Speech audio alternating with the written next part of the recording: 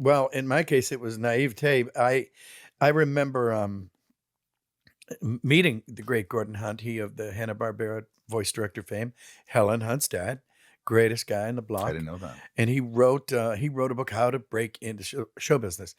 And oh my gosh, it has to be 45 years ago he wrote this. And I read it after I'd already had my first job. I was looking through it. I didn't read it, but and then there was a chapter in there. It's called How to Break into Voiceover. Now, chapter is a strong word. It was a paragraph. It said, "Don't bother. Just forget about voiceover. Voiceover is done in Hollywood, California. If you don't live there, you're not going to get a job anyway. And besides, there's about 5 people who do this for a living, and you're not one of them."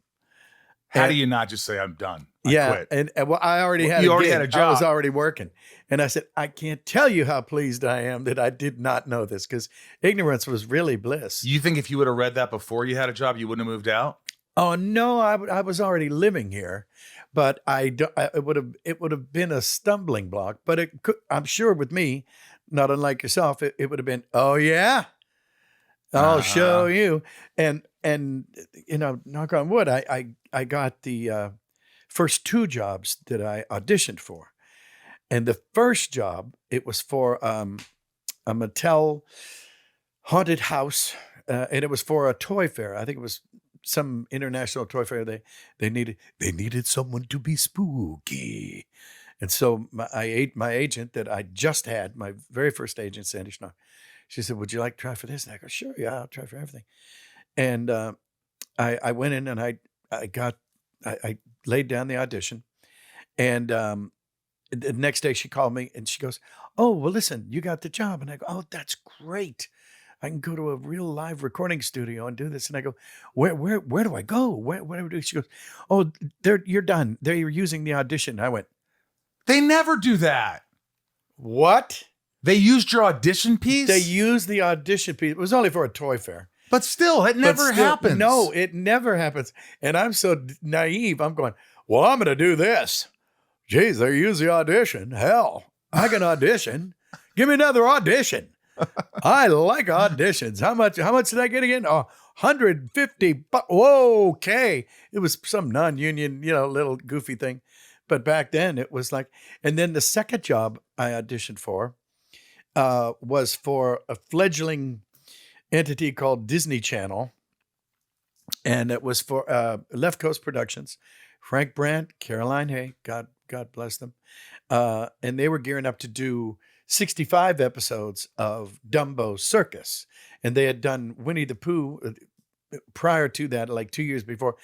I wasn't Pooh then, I wasn't in the business. So I didn't know anything about that.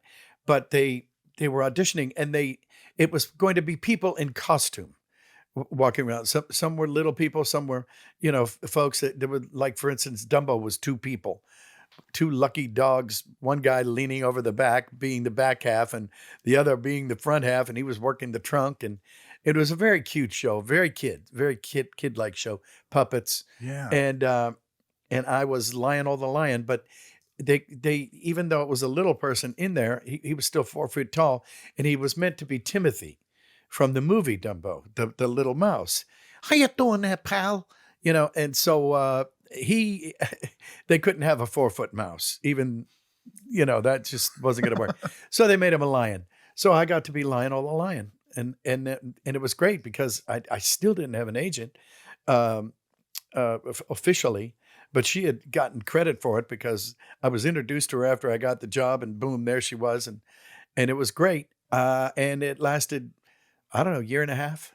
I mean, this doesn't happen. So, yeah. So things took off for you right away. In comparison to where they were, sure, yeah. Well, where were they? Well, I was working at the Video Depot. The Video Depot. Remember audio, video? There were movies cassette on tapes, cassettes. right?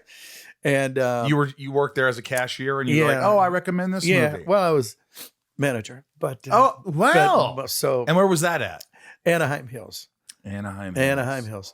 And so I went from working full time there for 50 hours a week, making X amount, and then over to Hollywood, going up and doing 2 shows a week, and that took about 8 hours tops. You were exhausted. From the whole week. I was exhausted. And I was making double what I made in the Video Depot, 50 hours, half of 8 hours. And I went, okay, I'm going to do this. And so eventually I got an agent and